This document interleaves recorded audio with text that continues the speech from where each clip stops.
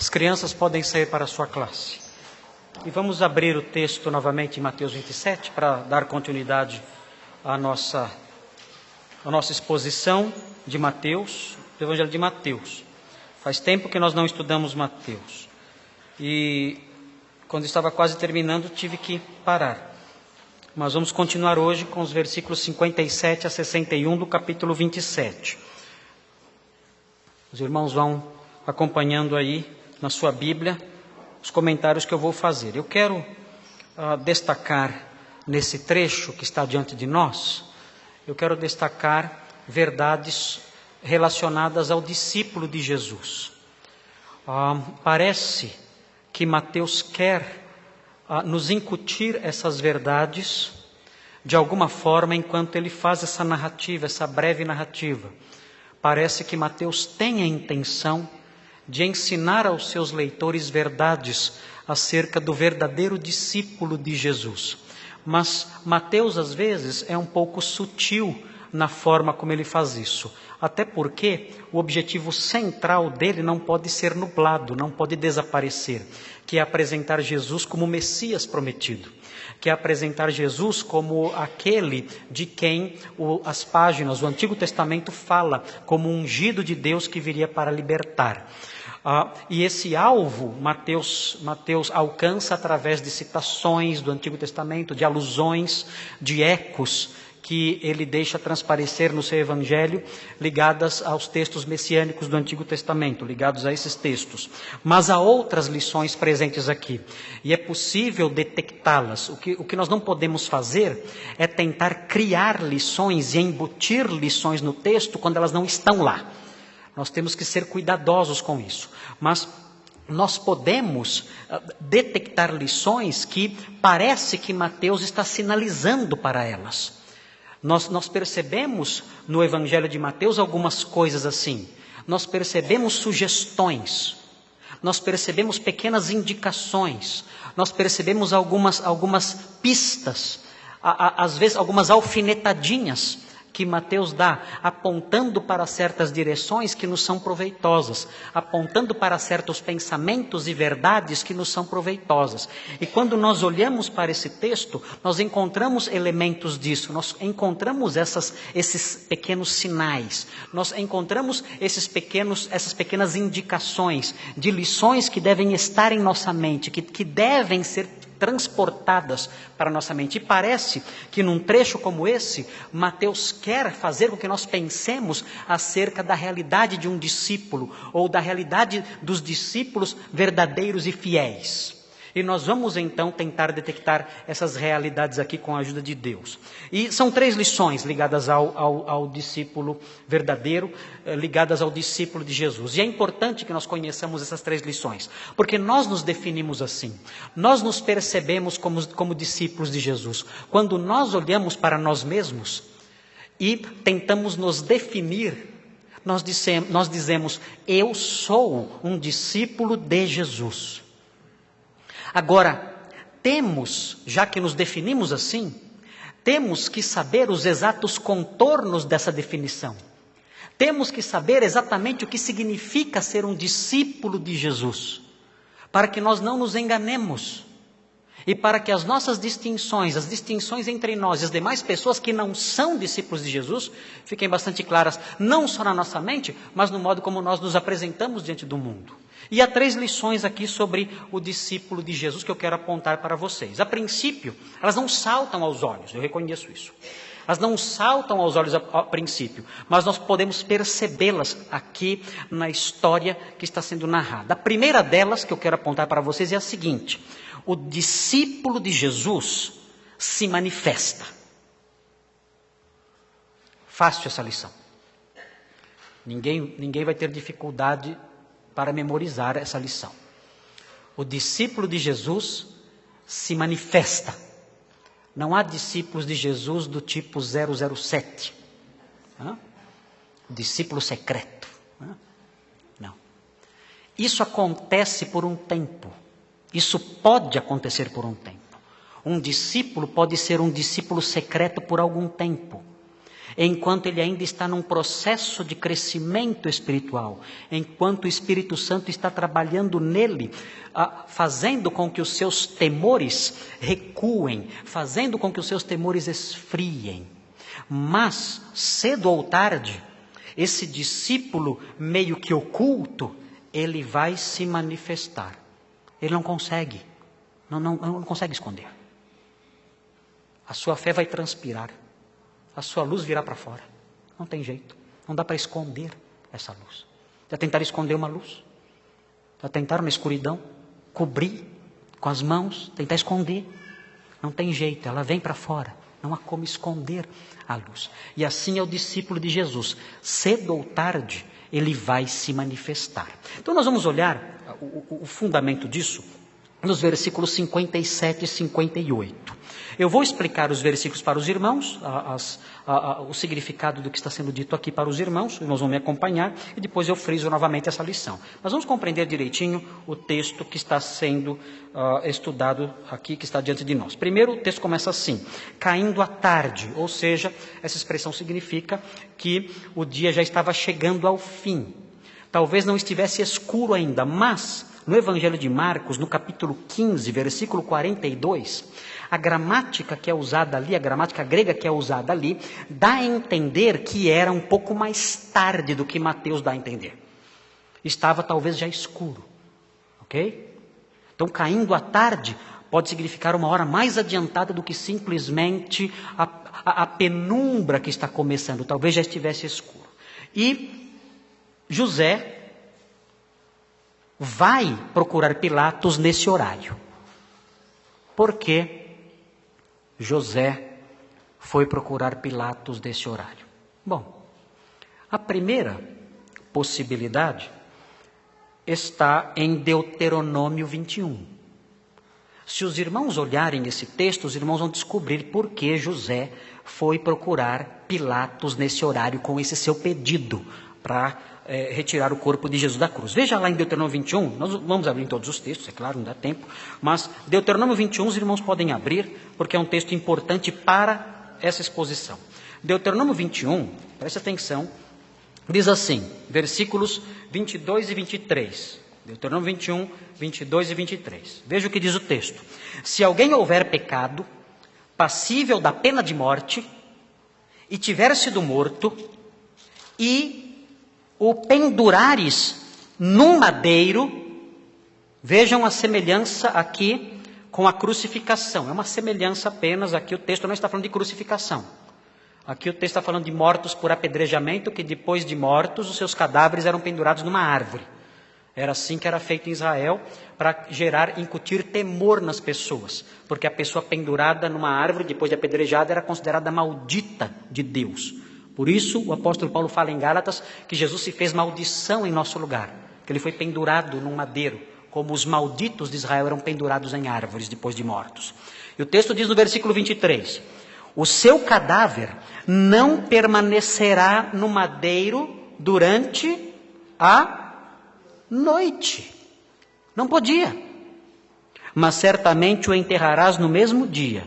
Porquanto que for pendurado no madeiro é maldito de Deus. Assim não contaminarás a terra que o Senhor teu Deus te dá em herança. Então, por causa desse versículo, então certamente José de Arimateia foi até Pilatos dizendo, olha, nós os judeus, nós temos alguns escrúpulos, nós temos uma lei. E nós não podemos deixar um cadáver pendurado num madeiro até outro dia. Especialmente considerando que amanhã é sábado, ou que o sábado está começando. Nós não podemos fazer isso. Então eu gostaria que você fosse sensível aos escrúpulos do nosso povo e me entregasse o corpo para que eu pudesse sepultá-lo. Essa possivelmente é uma razão.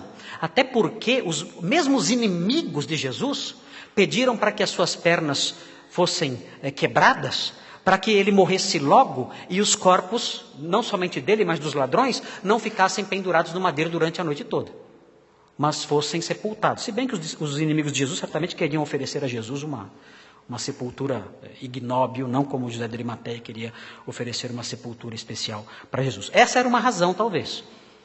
O fato de Deuteronômio exigir o sepultamento, tirando a pessoa do madeiro, para que ela não passasse ali a noite.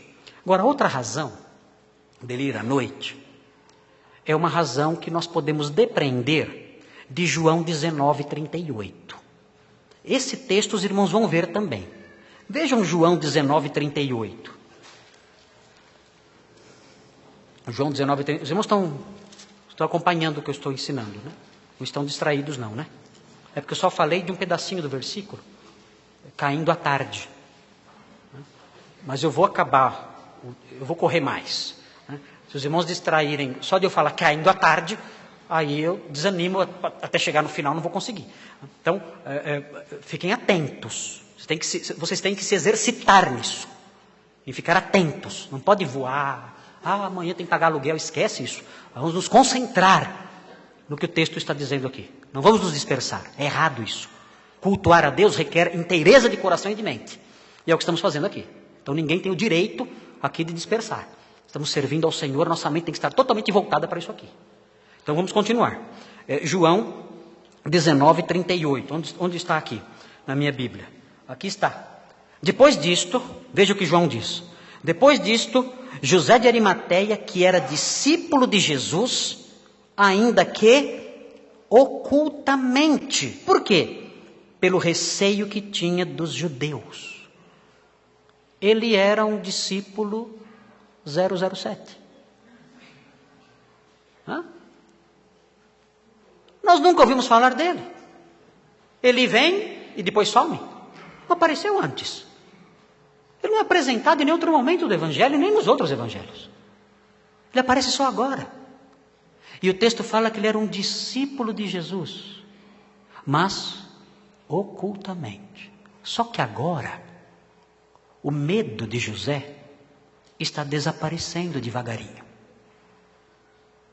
Na medida que a noite vai caindo, vai raiando um solzinho dentro dele. Na medida que o dia lá fora escurece, dentro dele, um dia vai nascendo. E é o dia da manifestação do discípulo de Jesus. Ele começa a aparecer. Assim é o discípulo de Jesus. Ele se manifesta. E José começa a se manifestar. Vamos continuar, vamos conhecê-lo melhor. Vejam, o texto diz, veio um homem rico. Eu não vou falar sobre isso agora. Vou falar no próximo ponto sobre isso. Mas ele era rico. Guardem isso. Porque em Mateus, no Evangelho de Mateus, esse detalhe é muito importante. Eu vou falar por quê no ponto 2. Daqui a pouco eu chego no ponto 2. E aí eu vou falar da importância desse detalhe aqui. Mateus não colocou isso aqui à toa. Ele não está colocando esse detalhe porque ele achou que era um detalhe que não poderia passar despercebido por qualquer razão. Não, há uma razão específica pela qual ele coloca isso aqui. E nós vamos conhecer daqui a pouquinho. Mas vejam, caindo à tarde, veio um homem rico de Arimateia. Onde fica Arimateia? Eu não faço a menor ideia, só a dona Irene sabe. Né? Porque, está na notinha de rodapé. Ok, então está na notinha de rodapé. Toda essa indicação, na realidade, claro, né? Essas notinhas de rodapé, às vezes elas fazem essas indicações, mas não são indicações precisas. Ninguém tem certeza de onde fica Arimateia. Assim, o melhor candidato é Ramataim Zofim, que aparece em 1 Samuel 1:1. Mas há outras cidades candidatas, mas ninguém tem certeza de onde é. Não devia ser muito longe, mas não sabemos direitinho onde era Arimateia. Talvez Ramataim Zofim, de 1 Samuel 1:1, mas há outras cidades. Eu tenho aqui algumas anotações. Renfes, que ficava próximo de Lida. Ratamim, que é mencionado em 1 Macabeus 11:34, não vou pedir para vocês abrirem, porque ninguém tem o livro de 1 Macabeus aqui, a nossa Bíblia não é católica, mas o livro de Macabeus é um livro histórico, não é um livro canônico, mas é um livro histórico, e esse livro, o livro de Macabeus, no capítulo 11, o primeiro livro de Macabeus, no capítulo 11, versículo 34, menciona uma cidade chamada Ratamim, talvez seja essa cidade de José de Arimateia, também próxima de Lida, talvez Beit Rimé, próxima de Rentes, a noroeste de Betel, mas não sabemos onde era Arimateia. Só a Dona Irene sabe. Mas é bom, continue lendo a Bíblia, as notinhas elas são muito instrutivas, mas às vezes elas só sugerem alguma coisa e dá a impressão que é certeza, mas não é. Muito bem, o nome dele era José, e Mateus fala muito pouquinho sobre ele, fala só que ele era um homem rico de Arimateia, fala que ele era discípulo de Jesus, mas nós aprendemos em Marcos 15, 43, que ele era membro do Sinédrio. Vejam que ele era um homem de posição. Além de um homem rico, de uma posição social alta, ele também era membro do Sinédrio, diz o texto de Marcos 15, 43. E o texto diz, no mesmo versículo de Marcos 15, 43, que ele esperava o reino de Deus. Ou seja, ele aguardava de coração a manifestação da glória de Deus neste mundo. Era um discípulo de Jesus que cria que realmente o reino de Deus estava chegando através da atuação do ministério da encarnação do Messias. Em Lucas 23, 50 e 51, é um outro texto paralelo, que fala também sobre José de Arimateia. O texto diz que ele era um homem bom e justo. É assim que Lucas o define. Um homem bom e justo, e um homem que, sendo membro do Sinédrio, ele não tinha concordado com as decisões e ações dos outros membros do Sinédrio. Não tinha concordado. Mas ele não aparece nos relatos anteriores. Lembrem-se, ele era um discípulo oculto. Ele tinha receio dos judeus. É só agora que ele vai aparecendo. E o texto do versículo 57 diz que ele também era discípulo de Jesus. Por que também? Também em relação a quem? Ele também era discípulo de Jesus. Mas esse também parece meio fora de lugar aqui.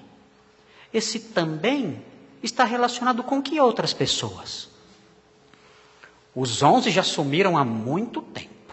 Estão correndo até agora. No Evangelho, os 11 estão correndo até agora. Eles não apareceram mais. Os 11 só vão aparecer no capítulo 28.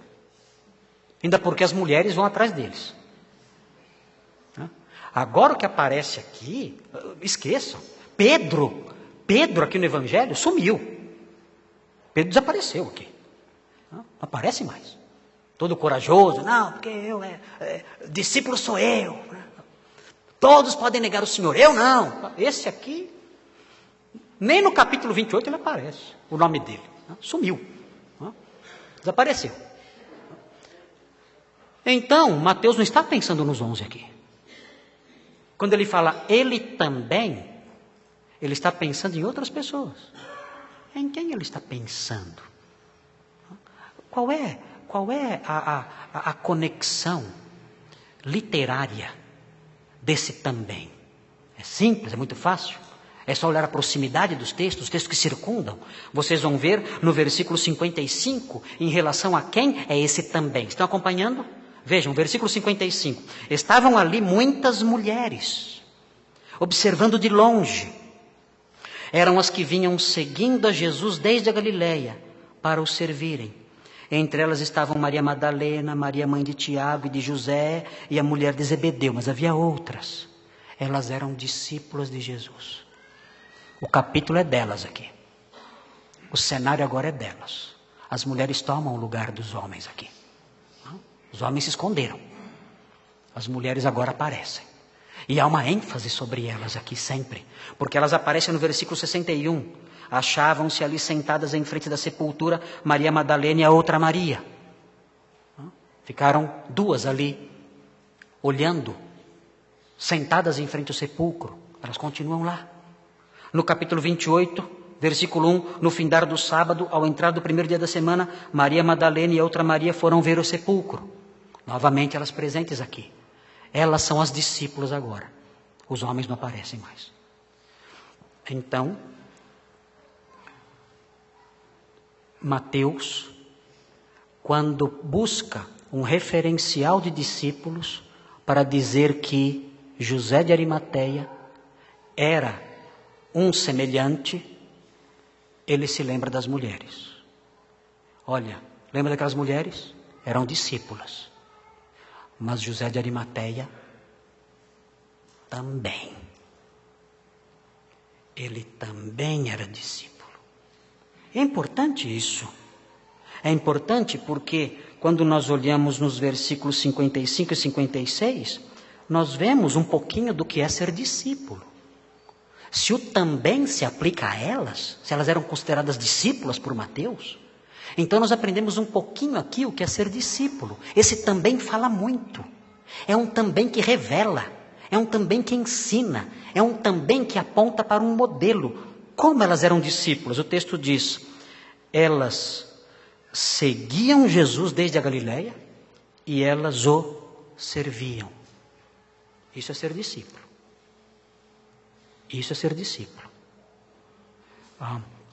José é considerado também um discípulo, porque de algum modo ele fazia isso.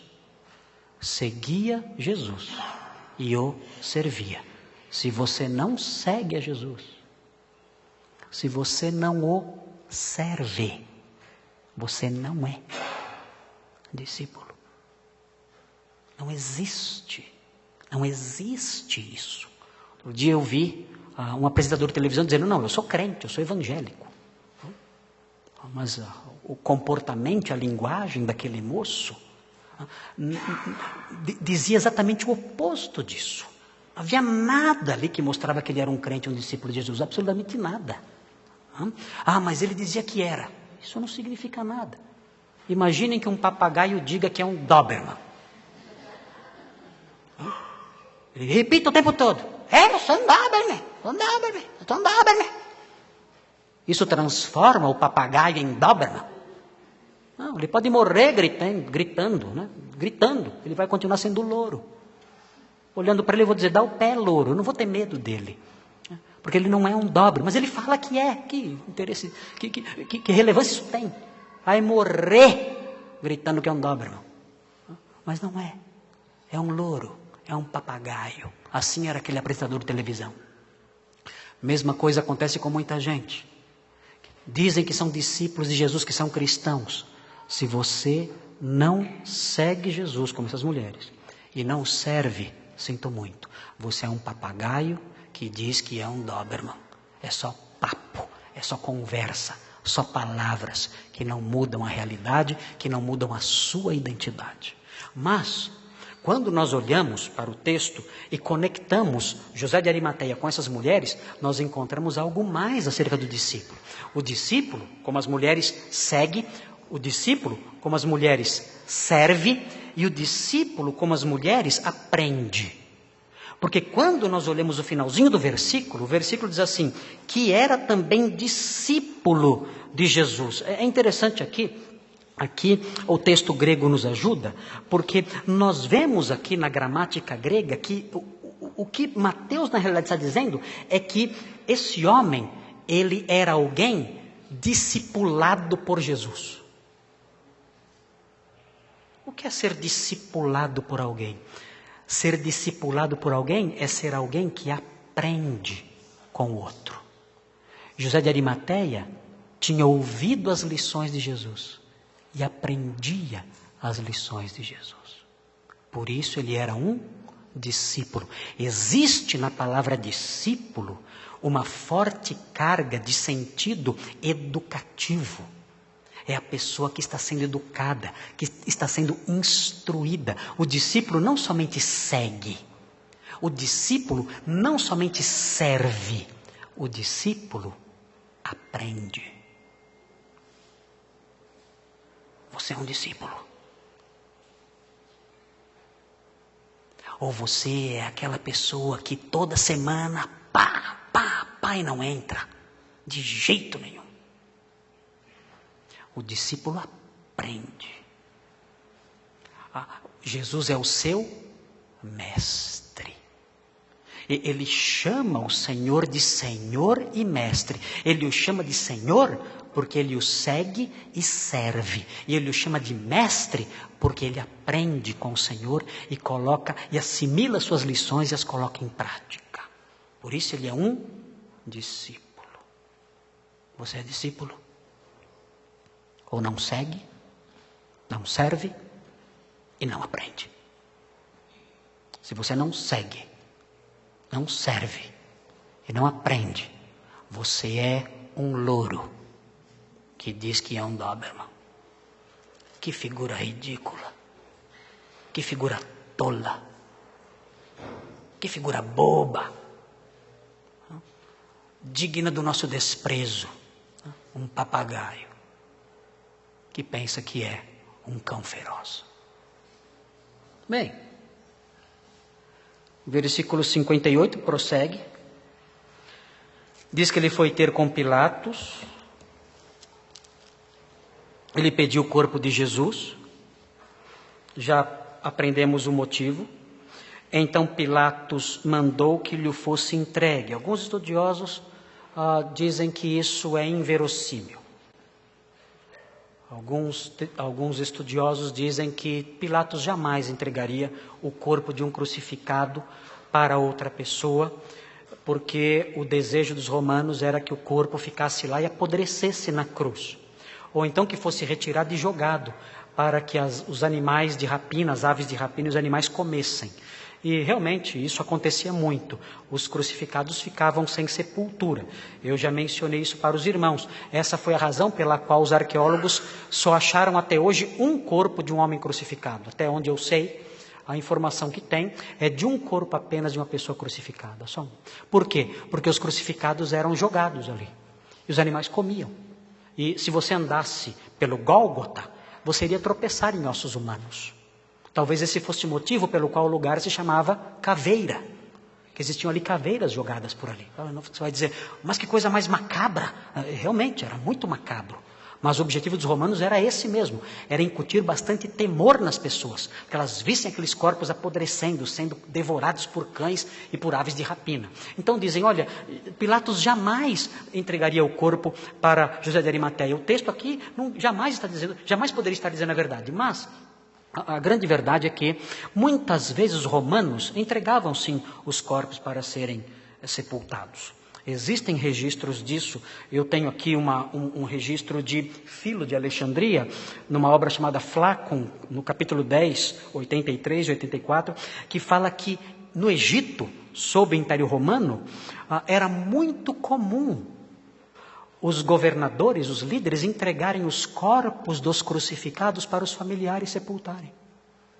E não somente isso, existe uma outra evidência relacionada com os costumes judaicos. Os romanos, eles eram muito sensíveis aos costumes judaicos.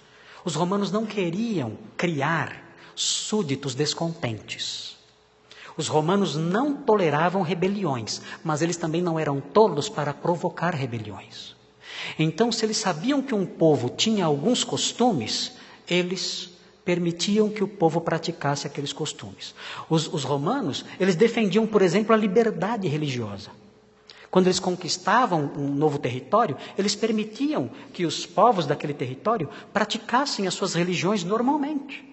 Eles só não podiam se rebelar. Assim, os costumes dos povos eram respeitados pelos romanos por amor à paz, porque os romanos sabiam que ordem é progresso. Nossa bandeira está escrito ordem e progresso. Não temos nem ordem e nem progresso. Não temos nada. Mas os romanos tinham. Eles tinham ordem e tinham progresso porque tinham ordem. E progrediram muito. Quando pararam de ter ordem, pararam de ter progresso, o império caiu. Mas eles mantinham a ordem em todo o império. Então eles eram sensíveis, isso era comum. Os governadores então pensarem, olha, é bom entregar o corpo, porque na lei deles há uma ordem assim. E se eu não entregar e deixar aquele corpo no sábado ali, apodrecendo, isso pode gerar revoltas depois. E esse povo é um povo difícil. Não se brinca com esse povo. E de fato não se brincava com o povo judeu do primeiro século. O povo judeu do primeiro século era um barril de pólvora. Tanto que, cerca de 30 anos depois, eclodiu a grande rebelião, no ano 68, que fez com que o imperador Tito massacrasse 1 milhão de judeus em Jerusalém. Então, a Palestina era um barril de pólvora naqueles dias. E explodiu. Foi massacrada, mas explodiu. Mas os governadores sabiam que não era bom brincar. Então ninguém queria acender nenhum estopim. Não. Entrega o corpo. Afinal de contas, Pilatos deve ter pensado, ele não é um criminoso. Eu o condenei contra a minha vontade. Jesus não representa ameaça nenhuma. Eu sei disso. Então eu vou entregar o corpo para evitar qualquer conflito, para evitar qualquer problema. E por isso Pilatos entregou o corpo e Jesus foi sepultado. Bom, irmãos, aqui está o significado que eu passei a expor para os irmãos, dos versículos 57 e 58. Eu quero destacar, então, aqui, é isso, que José de Arimateia era um discípulo que estava saindo da escuridão. Era um discípulo que começava a sair do escuro. Estava vindo para fora, mostrando o rosto, se arriscando, falando com o governador, correndo alguns perigos, mas ele não podia mais esconder a realidade da sua fé. Assim é o discípulo de Jesus. Eu disse algumas lições aqui, que o discípulo segue, que o discípulo serve, que o discípulo aprende, mas a lição principal que eu quero destacar é essa: o discípulo se manifesta. Se você é um discípulo de Jesus e ninguém sabe, nós podemos até compreender isso, se você se converteu há pouco tempo. Mas se você é crente há 30 anos, e a sua família não sabe disso ainda, os seus colegas de escola não sabem disso ainda, os seus amigos não sabem disso ainda, há algo errado aí. Se você é um discípulo de Jesus, o discípulo verdadeiro se manifesta, mesmo quando é perigoso, como aconteceu com José. Muito bem, vamos prosseguir. Podemos prosseguir? Estavam com saudades de mim? Olha, quanta hipocrisia, hein? Todos fazendo assim, né? Eu estava morrendo de saudade de vocês. Semana passada eu preguei na Piba. Eu fui visitar as igrejas todas de Atibaia, porque estavam todos orando por mim e foram me visitar, os pastores, todas as igrejas de Atibaia, ali mais próximas de mim, foram me visitar os pastores, os membros das igrejas. Então eu aproveitei no finalzinho desse meu afastamento para visitar as igrejas. Então eu fui na igreja evangélica congregacional e fui lá abraçar os irmãos e os pastores. Fui à igreja evangélica do Maracanã, também ali abracei os pastores, os líderes lá. E à noite eu fui na igreja do meu tio, na Piba, que também os pastores foram na minha casa, foram no hospital. E foi muito lindo a manifestação de carinho deles. Eu fui lá agradecer e aí, quando meu tio me chamou à frente para agradecer, ele pediu para eu pregar. Eu falei, mas eu não sei. Né? Não, você não quer pregar? Na frente de todo mundo, a igreja é muito grande, devido às 1000 pessoas. Eu falei, eu não sei se eu vou conseguir pregar. Né? Eu falei assim, não, você vai pregar. Aí eu preguei. Então eu estava, está lá no site da Piba lá. Eu preguei. Então eu desenferrujei um pouco. Mas foi um sermão que eu tive que correr assim para elaborar na minha cabeça uns 15 minutos para poder pregar. Eu já tinha algumas anotações ali, mais ou menos, para um bate-papo que eu tinha feito com os pastores, mas não tinha o sermão pronto. Mas aí Deus ajudou e eu preguei lá. Então não estou tão enferrujado, que semana passada eu já preguei. Então ainda estou conseguindo, vi que ainda estou em forma. Mas quanto tempo eu já preguei aqui, agora? Quanto tempo já passou? Quanto? Já? Então, realmente eu estou bem em forma mesmo. Não perdi nada. Não perdi nada. Bom, eu vou continuar e se eu não conseguir terminar, eu paro e semana que vem eu continuo. Tá bom? Vamos à segunda lição sobre o discípulo. A segunda lição. O discípulo de Jesus revela o poder de Deus. O discípulo de Jesus revela o poder de Deus. Essa parte que eu mais gosto. Essa é a parte que eu mais gosto. Nós vamos olhar como aqui. Me acompanhem, eu quero que vocês acompanhem meu raciocínio e vejam como isso aparece aqui. Mateus é sutil nessas lições, mas eu quero tirar a venda aqui de Mateus. Eu quero tirar as nuvens que Mateus coloca aqui na sua arte literária. Vejam o que diz o texto aqui no versículo 59. Veja, a lição é a seguinte: o discípulo de Jesus revela o poder de Deus. Diz assim no versículo 59: e José, tomando o corpo, envolveu num pano limpo de linho. Tomando o corpo, aqui dá a impressão que ele pegou o corpo, ele próprio subiu na cruz e tirou o corpo de lá. Na realidade, lembrem-se, Pilatos mandou que o corpo fosse entregue para ele. Então, certamente, Pilatos destacou alguns soldados para remover o corpo da cruz. José de Arimateia não teria condições de sozinho fazer isso, imaginem. Mesmo sendo um homem forte, não teria condições de sozinho tirar o corpo da cruz. Estava pregado ali na cruz, naquele estado deplorável que os irmãos já podem imaginar, tendo ouvido o sermão sobre a crucificação e os estudos sobre a crucificação. E além disso, se os irmãos olharem o texto de João 19, nos versículos 39 e 40, os irmãos vão ver que José de Arimateia não foi sozinho. Nos versículos 39 e 40 de João 19, nós aprendemos que José de Arimateia foi com Nicodemos, outro rico. Tem crente que tem raiva de rico, né? Eu conheci crentes que têm raiva de rico. Esses ricos aí, só vai mostrar roupa na igreja. Mas aqui nós vemos nos evangelhos um papel maravilhoso, lindo, santo, piedoso de pessoas que eram ricas.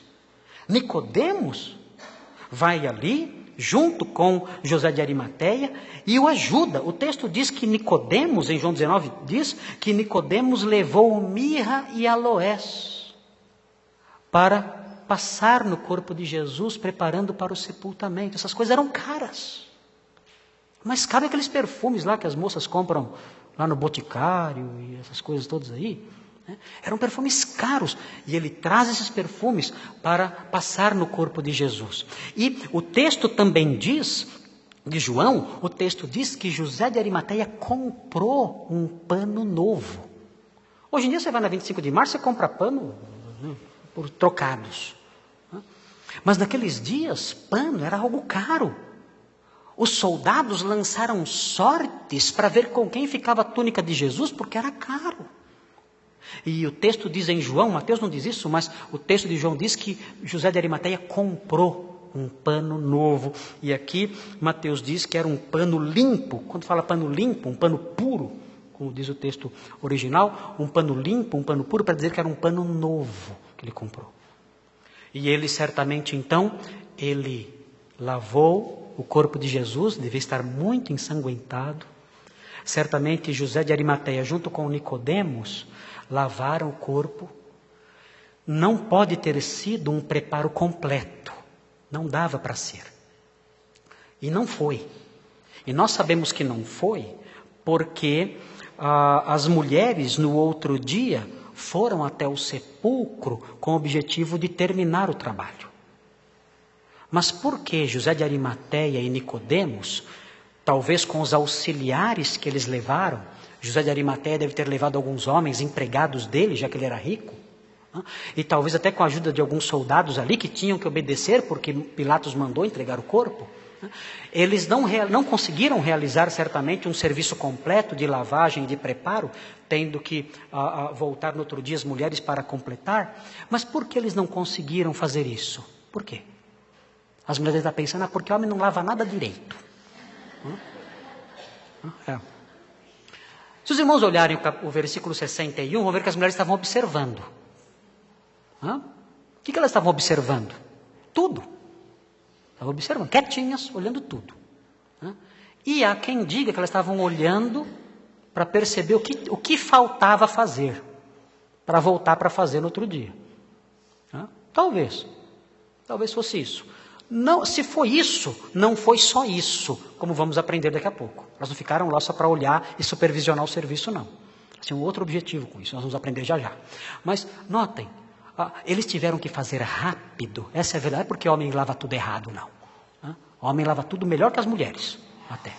Mas Estou brincando com vocês. Na verdade, eles tiveram que fazer rápido, porque o sábado estava se aproximando. E eles não podiam trabalhar no sábado. Eles tinham que lavar depressa o corpo. Então, envolveram Jesus naquele pano limpo, limparam ali o corpo, passaram ali os aromas e fizeram isso depressa, porque o sábado estava se iniciando e eles não podiam fazer essa obra no sábado. Alguém vai dizer, esse aqui é o Santo Sudário. Esqueça o Santo Sudário. É o Sudário de Turim. Esqueça essas fraudes, essas relíquias mentirosas da Igreja Católica. Esqueçam isso aí, isso não existe. O Sudário não tem nada a ver com isso aqui. O Sudário é uma invenção. Não tem nada a ver com isso aqui. O que nós temos aqui é um pano que se perdeu. Claro que se perdeu. Os panos, com o passar do tempo, estragam.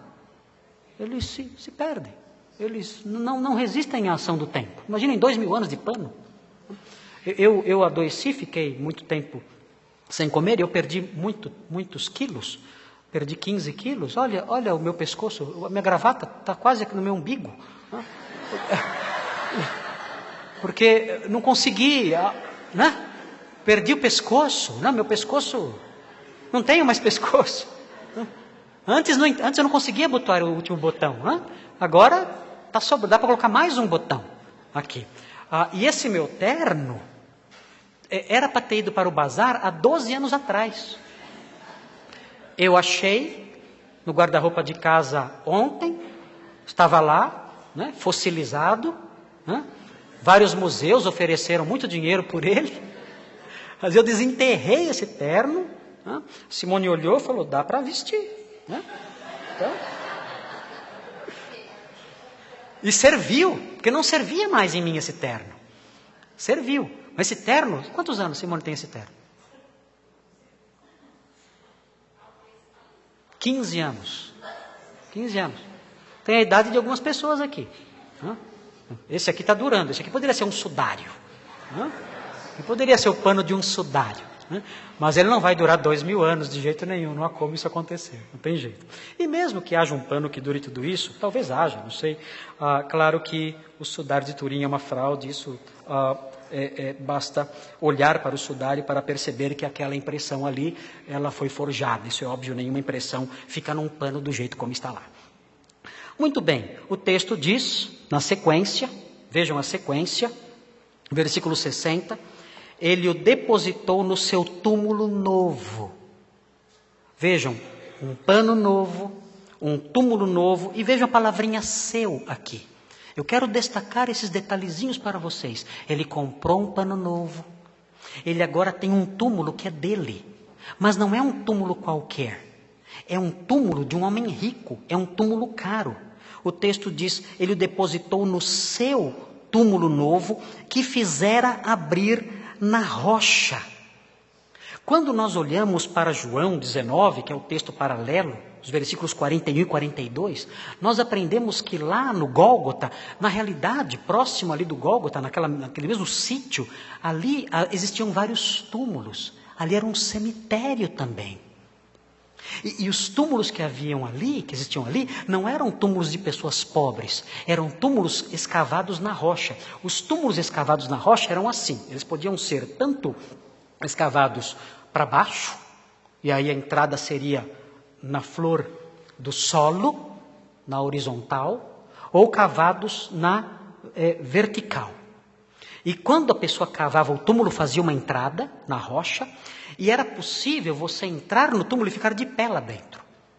E dentro do túmulo, eles escavavam nichos, onde vários corpos eram colocados, ou bancos, também escavados na rocha, esculpidos na rocha, para colocar ali os corpos. Então eram túmulos muito elaborados. Eram esses túmulos que eu mencionei agora, que eu descrevi agora, eram túmulos de pessoas ricas.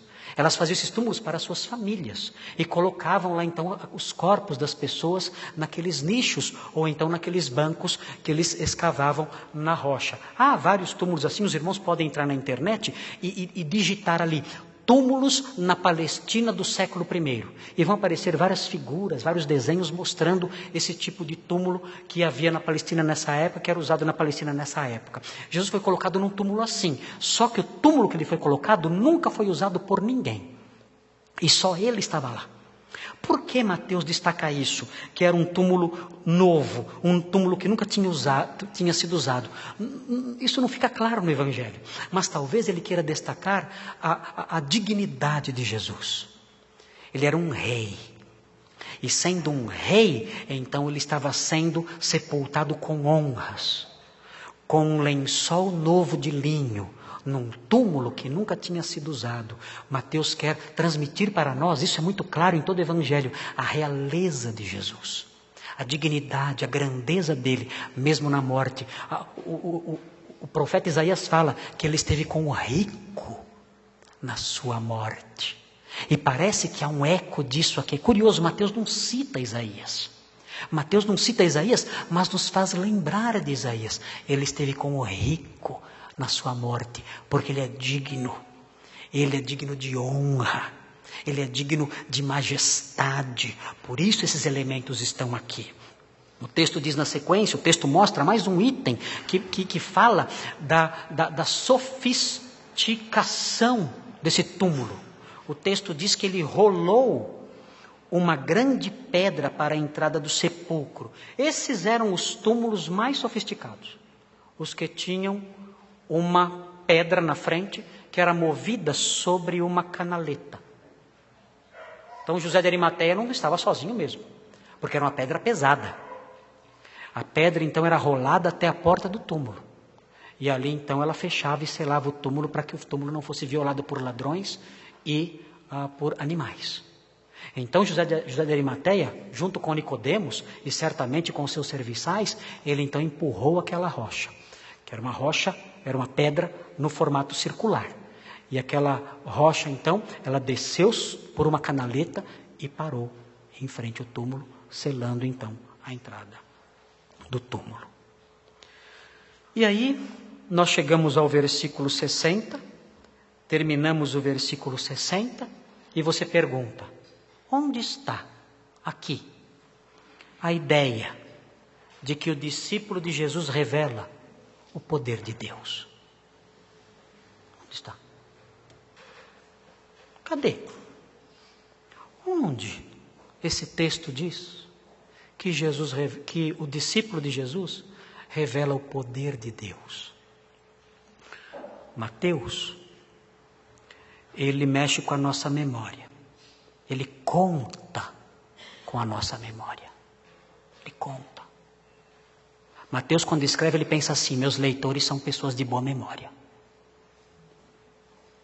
E de fato, o homem antigo tinha uma boa memória. O homem moderno esquece tudo, né? Mas o homem antigo tinha uma boa memória. E Mateus conta com isso. Lembra quando ele disse que José de Arimateia era um homem rico? Lembram? Qual é o perfil do homem rico em Mateus? Para você se lembrar do perfil do homem rico em Mateus, você tem que voltar um pouquinho as páginas da sua Bíblia para o capítulo 19. São 3, não, são mais, né? São umas 10 páginas, talvez. Vire as páginas até o capítulo 19. Veja o que diz. Capítulo 19, diz assim, versículos 23 e 24. Mateus 19, 23 e 24. Diz assim, então disse Jesus a seus discípulos, em verdade vos digo, que um rico dificilmente entrará no reino dos céus.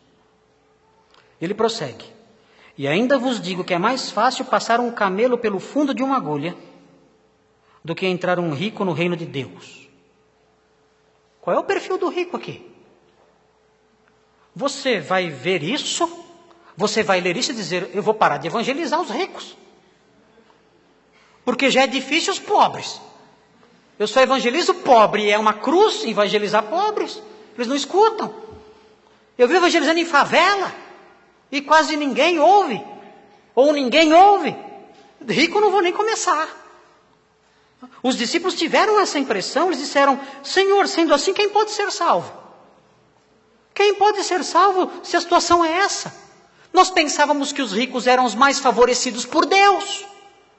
Nós pensávamos que os ricos eram os que recebiam mais graça de Deus. E se eles são tão difíceis de serem salvos, então quem tem esperança? Alguns autores modernos, algum tempo atrás, tentaram minimizar a dificuldade do texto, dizendo que, na realidade, a agulha de que fala aqui era uma porta que havia em Jerusalém, que chamava agulha. E era uma porta muito baixinha. E os camelos, para passar pela porta da agulha, tinham que se ajoelhar. Gente, nunca teve em Jerusalém uma porta chamada agulha. Se alguém disser isso, pode dar uma alfinetada, uma agulhada nessa pessoa, para ver se ela acorda para a realidade. Porque isso nunca existiu. Quando Jesus falou agulha, era agulha mesmo. Era agulha mesmo. Ele disse: é mais fácil um camelo. Camelo é maior do que cavalo? Camelo é maior do que cavalo, não é? É maior. Eu já vi alguns camelos já. É maior do que o cavalo. Qual bicho que é maior do que o camelo? Girafa é maior. Elefante, talvez. Mas Jesus não ia falar de girafa, porque acho que ninguém ia saber. Elefante, talvez, não estava no contexto ali. Mas naquele contexto, talvez o camelo fosse o animal maior. Olha, é mais fácil esse bicho, o camelo, passar pelo buraco de uma agulha, do que um rico entrar no céu.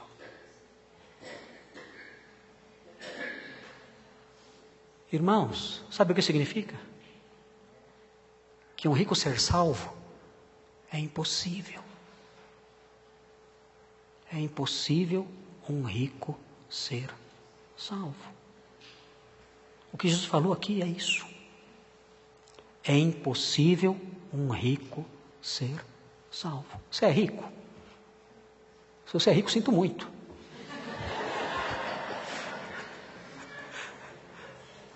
Lamento muito a sua miséria. Porque é uma imensa miséria.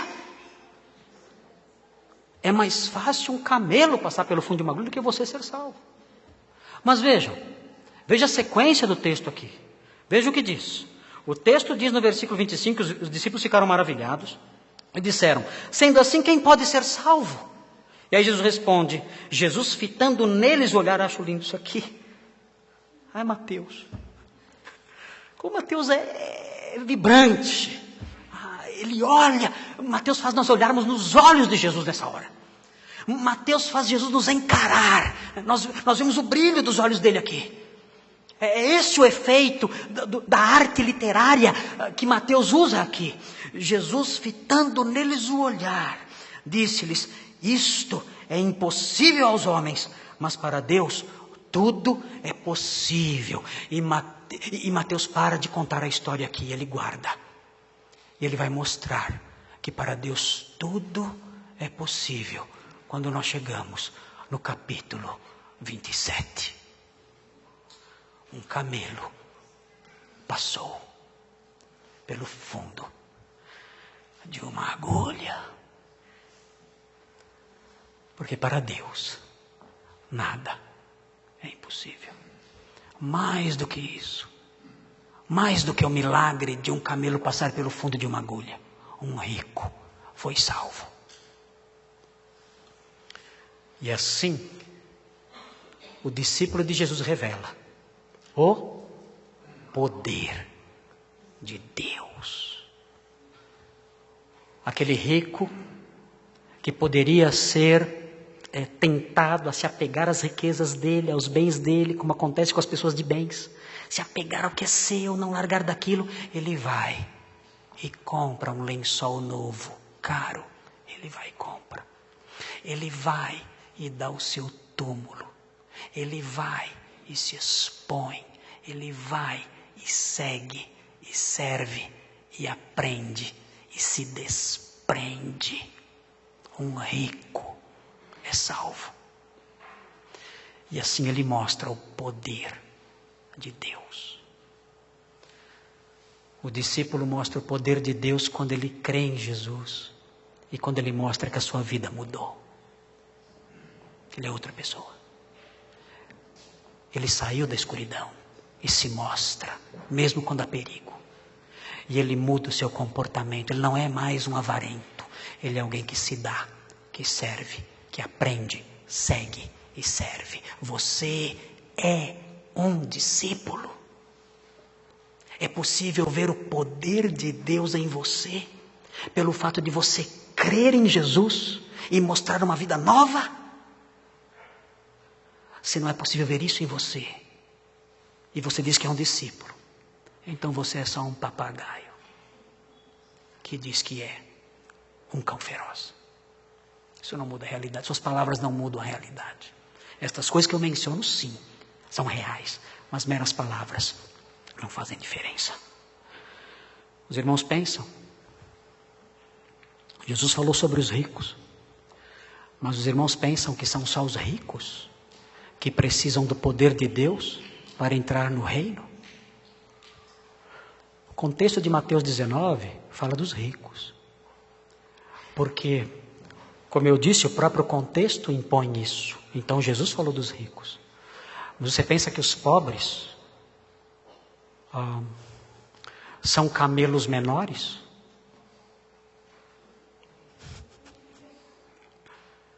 Pensam que os pobres são camelos menores? Não. Romanos 1:16. Não me envergonho do Evangelho. Por quê? Porque ele é o poder de Deus para a salvação de todos os ricos.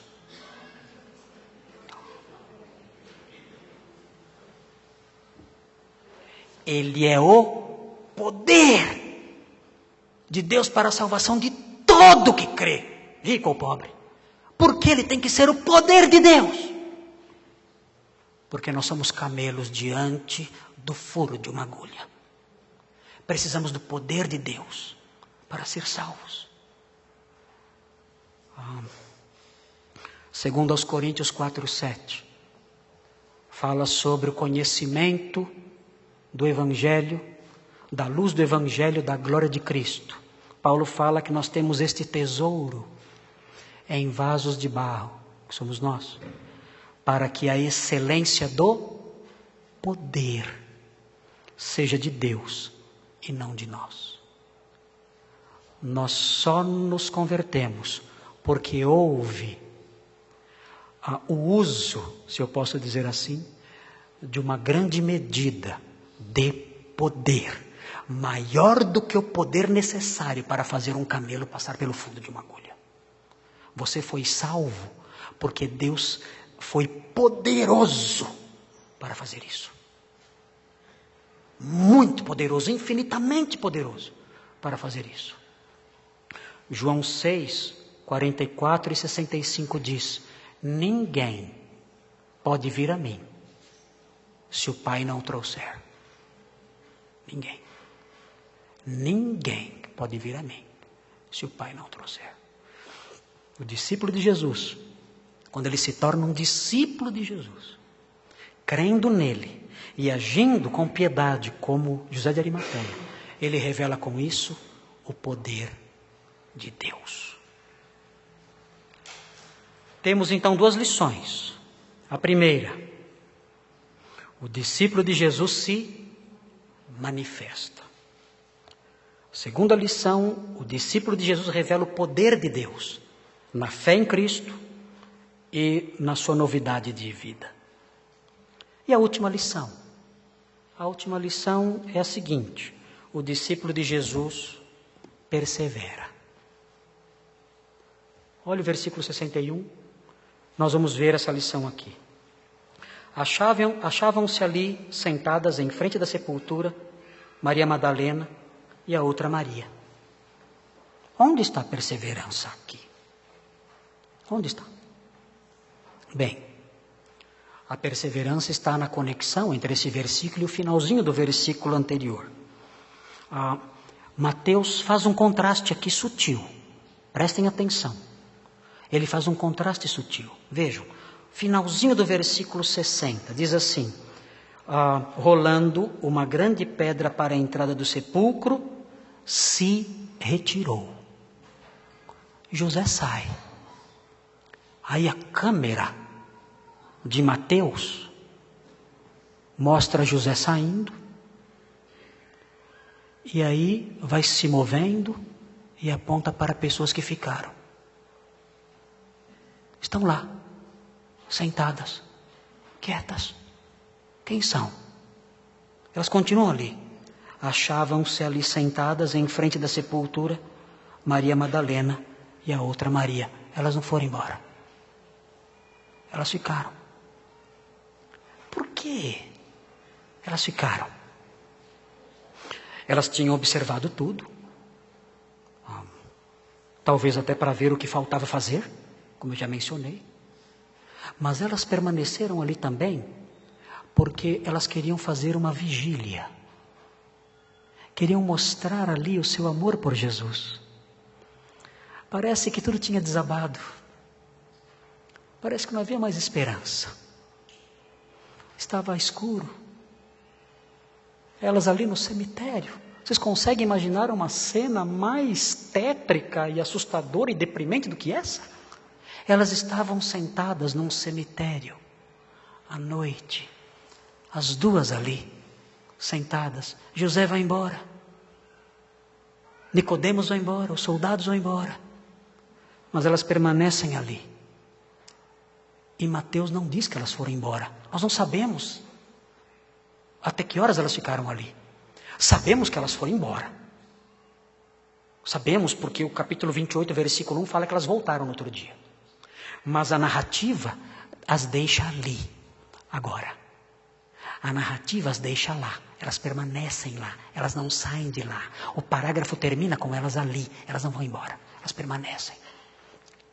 Todos foram. Onde estão os 11? Onde eles estão?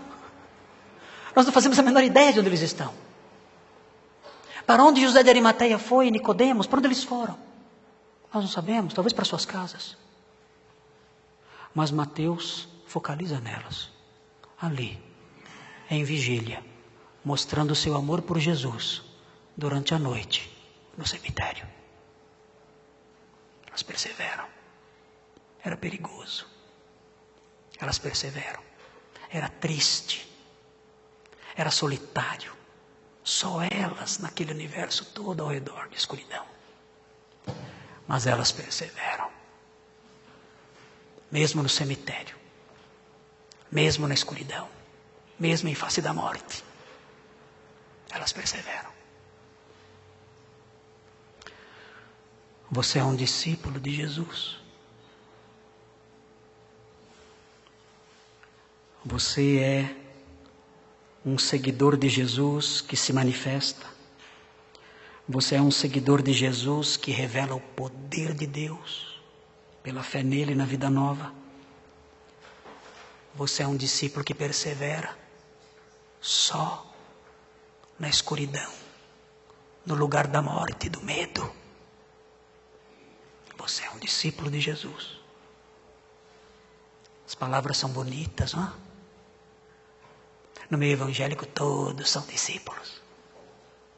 Mas Mateus dá o retrato, nesses pequenos versos, dá o retrato do verdadeiro discípulo e pinta um retrato que faz com que nós nos comparemos com ele.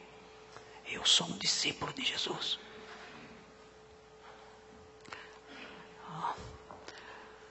Durante a minha enfermidade eu tenho orado ao Senhor, dizendo: Senhor, faz de mim um discípulo melhor. Eu quero ser um discípulo assim, que se manifesta, que mostra o seu poder, que persevera. Quero ser visto como uma ovelhinha do seu aprisco, que segue, que serve, que aprende. Quero ser o discípulo completo. Você é um discípulo de Jesus, quer ser. Se você não é crente, você não pode ser um discípulo de Jesus. Você tem que aceitar a Ele como seu Salvador, crer nele como seu Salvador. E então sim se tornar um discípulo de Jesus. Se você não é crente, há coisas quebradas na sua vida. Há um coração quebrado. Há uma alma partida. Há rachaduras na sua vida, no seu caráter, na sua moral, na sua esperança. tudo em ruínas na sua vida. Se você não é um discípulo dele, não há alegria verdadeira. Há mentiras que você conta para você.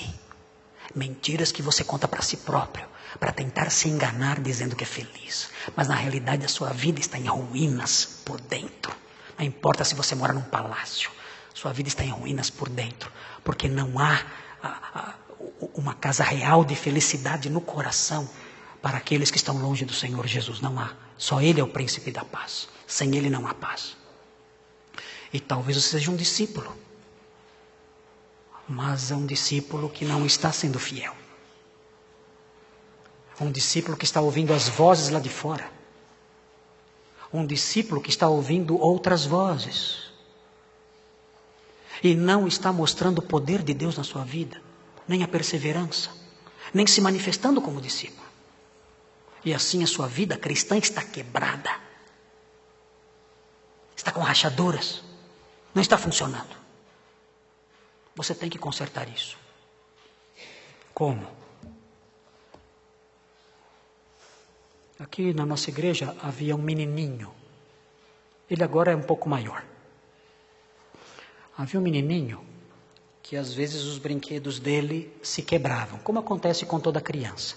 Quebrava o brinquedo. Sabe o que ele fazia? Ele não fazia nada. Ele pegava o brinquedo quebrado e levava na pia. E colocava na pia para a avó dele ver. E deixava na pia. A avó dele via o brinquedo quebrado e consertava. Ele sabia que toda vez que ele colocasse o brinquedo em cima da pia, a vovó ia ver, ia consertar. E sabia onde estava quebrado e sabia o que era para fazer. Nós somos menininhos às vezes, com a nossa vida cristã quebrada. O que fazer? Nós temos que nos aproximar da pia de Jesus. Colocar sobre ela a nossa vida dizendo: Senhor, está quebrado. Conserta para mim. Conserta a minha vida. Há rachaduras nela. Ela se partiu, ela se quebrou, eu não consigo consertar. Eu tento consertar, não consigo, não sei consertar. Eu sou um menino, eu sou uma criança. Mas o Senhor pode consertar. E o Senhor, como aquela vovó que amava tanto o netinho, né, vai olhar para o nosso brinquedo e vai consertar. Se você não é um discípulo e sua vida está em ruínas, dentro de você há ruínas, há trevas, há escuridão, há gelo, você pode fazer a mesma coisa. Se aproximar do Senhor e dizer: Senhor, olha o que é isso. Olha a minha vida, olha o meu coração, olha a minha alma. Não há nada de pé. Conserta, Senhor, eu creio no Senhor. Conserta, eu não sei consertar. Eu creio em Jesus. Creio agora em Jesus. Quero ser um discípulo dele. Eis aqui o meu brinquedo. Eis aqui a minha vida. Conserta. E o Senhor consertará. Vamos orar. Senhor Deus, obrigado por esses versículos, pelas lições preciosas que emanam dele. Nós queremos ser discípulos de verdade. Ajuda-nos, Senhor. Ó Deus, esse mundo é como uma onda que nos leva em outras direções, uma onda suja e forte, que nos leva em outras direções. Mas nós queremos ser discípulos de verdade. Ajuda-nos, Senhor. Nós queremos nos manifestar. Não queremos ficar em segredo, escondendo quem somos. Nós queremos mostrar o seu poder através de uma vida nova, através do fato do Senhor ter depositado em nós a fé verdadeira. Nós queremos perseverar, mesmo no cemitério deste mundo. Queremos perseverar. Ajuda-nos nisso. Aqueles que têm suas vidas quebradas, como discípulos teus, conserta. Aqueles que não são seus discípulos e vêm tristes à ruína em que vivem dentro de si mesmos, que também se aproximem do Senhor crendo em Jesus, que é o único que pode consertá-los. E que haja, ó Deus, transformação, mudança e salvação. Nós pedimos isso em nome de Jesus. Amém.